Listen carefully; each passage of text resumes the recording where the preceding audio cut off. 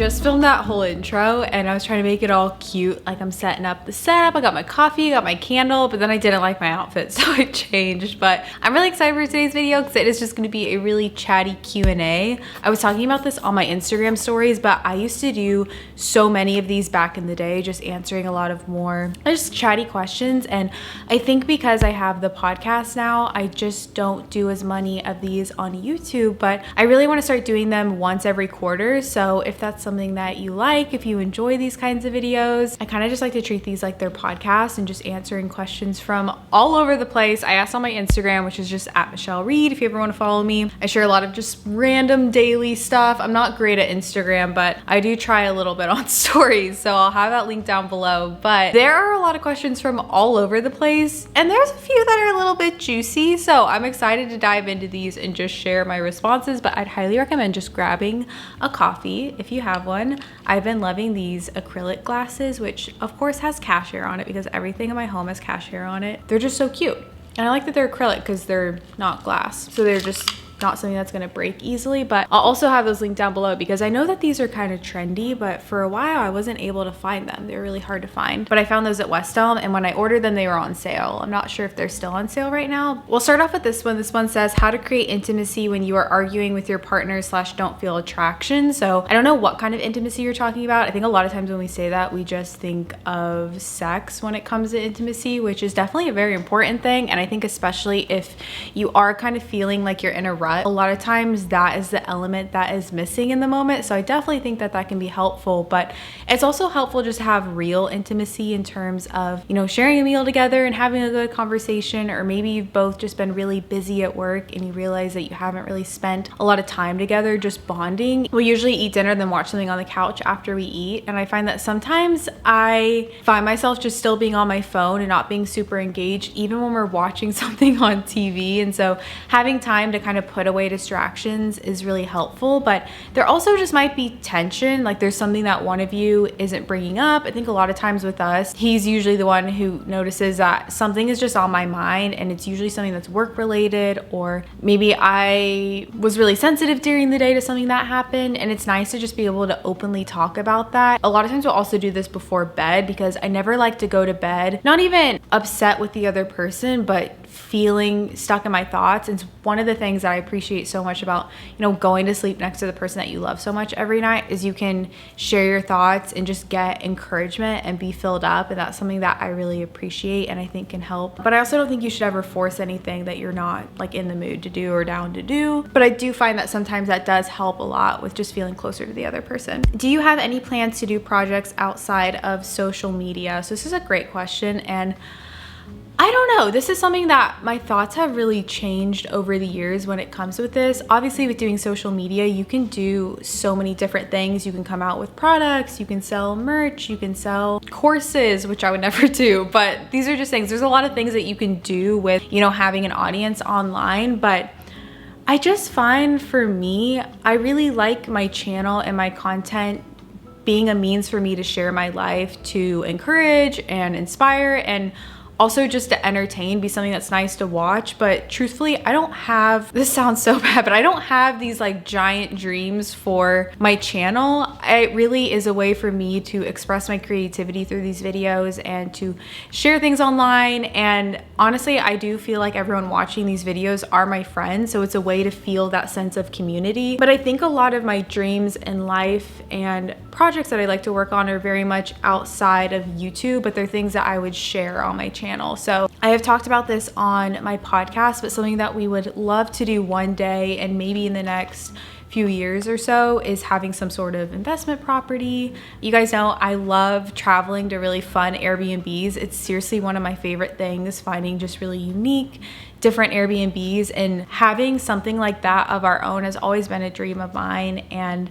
those are the things that I dream about more. It's not really using this platform to do X, Y, and Z. It's more, these are personal things that I would love to do for us, like our dreams, me and Adam, things that we always talk about, that I would share online, if that makes sense. I just genuinely am really content with filming 2 videos a week and filming and recording a podcast and sharing that, and not being so hyper focused on, okay, what is the next thing going to be? I mean, obviously it's smart to have other plans because it is smart to have your business not be entirely online and have some sort of offline thing. But for now, I just really love doing this. I would love to sell some sort of product. It just really intimidates me because as someone who likes to keep things more minimal, I would never want to create something that's just not nice quality, that's not ethically made, sustainably made, you know, all the things that you want to check off. And that is why that aspect of my dreams has always kind of been put on the back burner. I would want to make sure to do it right and not make it something that's tacky. And so yeah, let me know if that's something you'd be interested in too. Do you actually enjoy living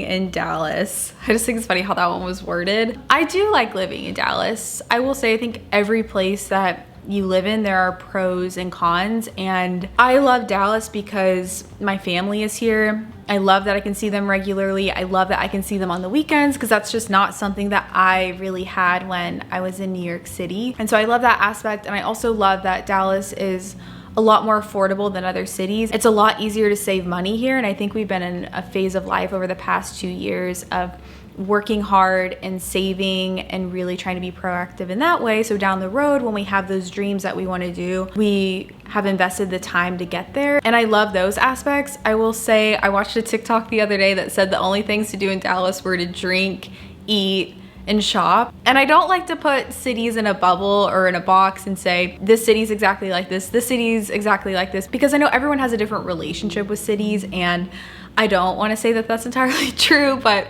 my experience has kind of been that. I just think that my priorities over the years have really changed, and the eating and the drinking and the shopping, those things, actually I love going out to restaurants, so I won't say that one, but the other things, they're just not a big part of things that I enjoy, and that's a big way that you socialize here in Dallas. I think the reason that we visit Austin so frequently is we love the landscape there, all the outdoors things to do. There's so much hiking there. It's a really beautiful place out in the hill country of Texas.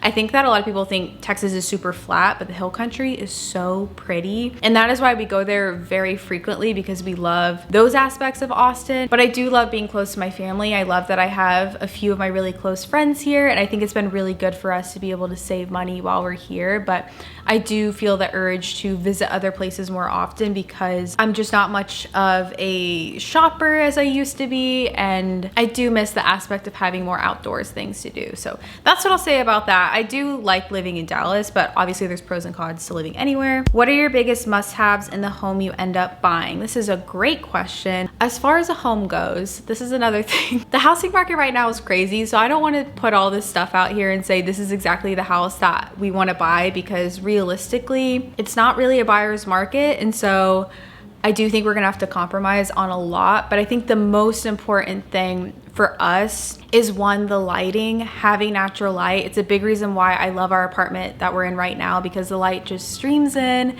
It's so beautiful, and obviously for creating videos, that's such an important aspect of a home. So having just a lot of bright lighting. I actually don't want a really large home. I think we're looking for a home that's under or right about 2,000 square feet. We don't really have a lot of stuff, and it really makes me nervous to furnish a home that's really large. And I just like smaller homes. I like the idea of when we have kids one day being able to be like close to all of our kids, physically close, and not be so separate all the time.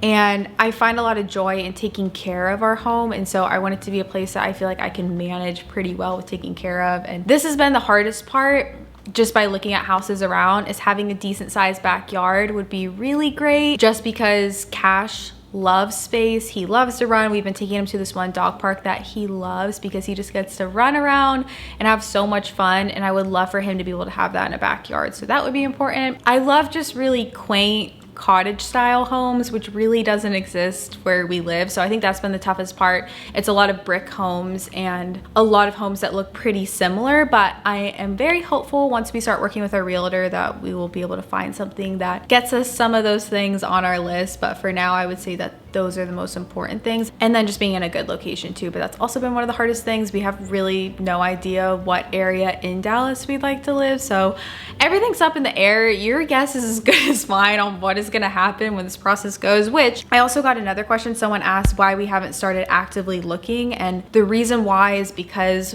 with the market right now, you look at a house and you put in an offer on that house basically the same day, the next day, pretty quickly. And so right now our lease is up at the end of June. So ideally we would like to not have to pay for both, you know, a mortgage and our rent. I'm okay with overlapping a month on that, but it would definitely be a lot more ideal to wait for that. And so our lease is up at the end of June. So hopefully in the end of April and May, I will say we'll start actively looking and actively searching, but it might even be later than that because things are absolutely crazy. And I wouldn't want to look at a house right now that we wouldn't end up buying because of the timing. So I just don't want to waste time. But yeah, that's kind of the home buying update, I will say. What is the first step to simplifying your life that you think is the most helpful? Being really practical, starting with the stuff that you have. Like I mentioned, I'm not as much of a shopper. I still buy things, so I'm not acting like I never buy things, but simplifying the amount of stuff you have, but then also going the step further to simplify the process of how you bring things into your home. I think a lot of times we declutter, get rid of, but then A, that can be super wasteful, and B, you just end up repeating the same habit. So you still bring in stuff that you don't need. And so I think refining those processes, which is really difficult.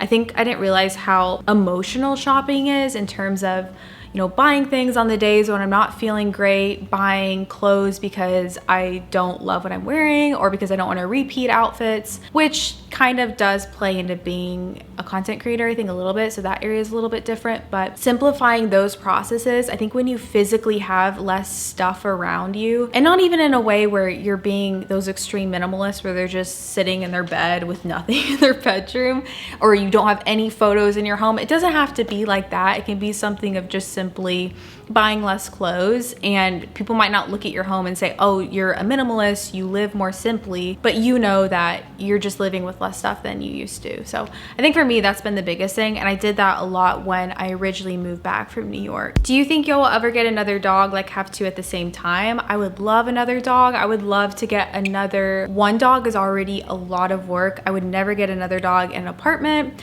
depending on the size of our home and depending on, I don't know. I think Cash, for the first year of having him, he still is like a puppy. He still requires a lot of exercise. And I just think with wanting to have kids, I don't know if that'll be the next step or another dog will be the next step. But I would love to get another dog. I'm just a really big animal person. I love animals. I love having a dog. It's been really good. I think it makes us more active too. So we will see. How do you handle moods where maybe you just don't feel like being on camera? This is a great question. This is actually a big reason why I have shifted from doing just vlogs to a lot of other videos. So I try to do more sit down videos like this. I try to do more videos of, you know, I just did one about ways to better care for yourself and things like that, that aren't actively me recording myself and my thoughts, because for one, my vlogs get really dry when I'm only vlogging. I don't live this crazy life, so I can't realistically just vlog my life all the time, even though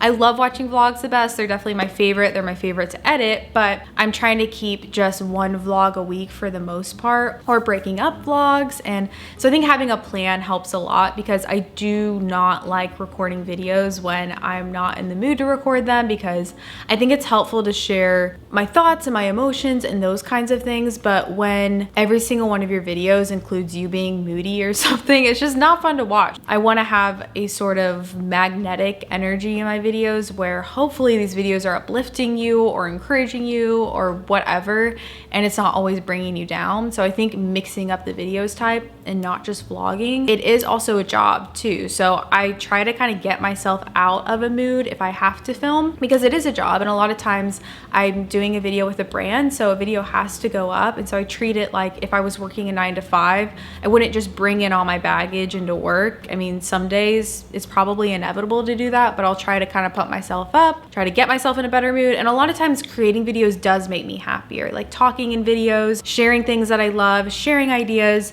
It boosts me up. Like, I don't think you guys realize how much I love making these videos. It means so much to me. And yeah, a lot of times that joy that I get from it is infectious, and it'll make me be a much happier person in the moment. But that doesn't mean that I don't struggle with that. What is your ideal age in which you hope to be pregnant for the first time? I obviously have no idea. This is kind of in God's hands. And obviously with fertility and everything, you just don't know. It's definitely a fear of mine. But I think at this point in life, 25 or 26 is kind of the range that we have, but that could change. Maybe it'll be 24, maybe it'll be 27, but I I think getting pregnant at the age of 25 is kind of the timeline. And I know this is a sensitive question to some people, so I never answer these questions if I don't feel comfortable answering them. If I'm answering something in this video, it's because I feel 100% certain that I want to answer it. I never feel pressured to share things on here. And this one I just feel comfortable saying that right now, probably 25. That obviously can change, it's not set in stone. This is one I've never talked about because I've never felt comfortable like going off what I said in the last question, but it's asking about a birth control update. And I will say that I'm posting a video talking about this more on Saturday, so if you want to watch that one, it'll be up on Saturday. But I officially have gone off hormonal birth control, which has been a goal of mine for a while. I'm definitely not like a birth control hater. I actually, if you watch that video, you will understand more that I have a very long history with hormonal birth control. So I'm officially off though, which is exciting. And yeah, I'm not gonna share about this because I did just talk about it in a vlog going up soon. Tips for an aspiring Christian influencer. It seems impossible to grow. My biggest tip is to get on vertical videos on Instagram. If you're a TikTok person, I haven't really been on TikTok though lately, but vertical videos are such a good way to grow right now. So Instagram reels, I mean, I know this from experience. So I run Cash's account on Instagram, which is like my little hobby that I like to run, but that dog's reels perform so well. Honestly, way better than my own Instagram does. And it's because when you're creating content that is reshareable, that's a really great way to grow.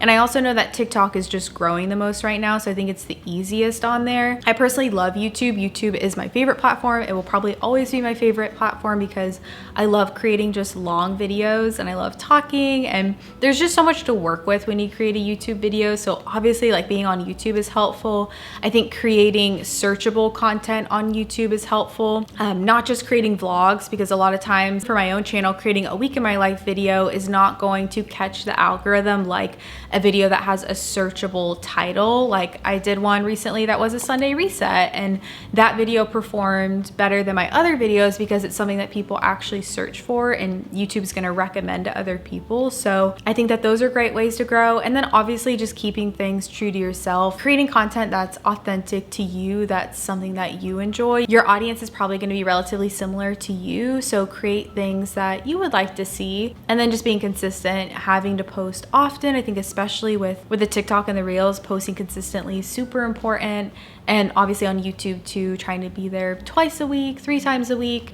I would say at the minimum once a week is a really good cadence to have with YouTube. But yeah, it's definitely, I would actually argue that it's a lot easier to grow now than it used to be because of how much these apps are really promoting the vertical videos. So I would say to start there. Do you have any plans to travel out of the country? No, we had a really quick moment where we thought about going to Switzerland spontaneously in the summer because I've always wanted to go there. I still would love to go there, but I do want to go on some sort of tropical vacation for our anniversary. I think that that would be really fun, but I think that that would probably be the Bahamas or Mexico. I would love to go back to Hawaii though. Hawaii is my favorite place I've ever traveled to. So those aren't necessarily out of the country. I mean, some of those are. I'm just craving something tropical right now, even though it's hard in August with hurricane season, but with the cold weather, and it's been pretty cold in Texas lately. It's been in the 30s most of the time. I'm just craving something warm. So I think that's why I'm saying it, but hopefully for our 1 year, we'll get to do something fun. But obviously with the house and that whole process, trips are not gonna be the priority at the moment, but we'll see. I think those are all the questions that I'm gonna answer because I had quite a few, but I think today I might also answer some of these on Instagram too, because I like doing those on Instagram. So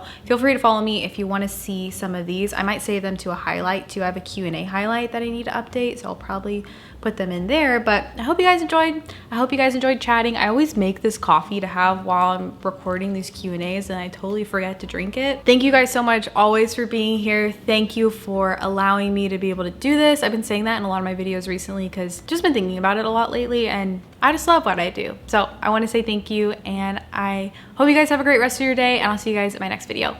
Bye friends.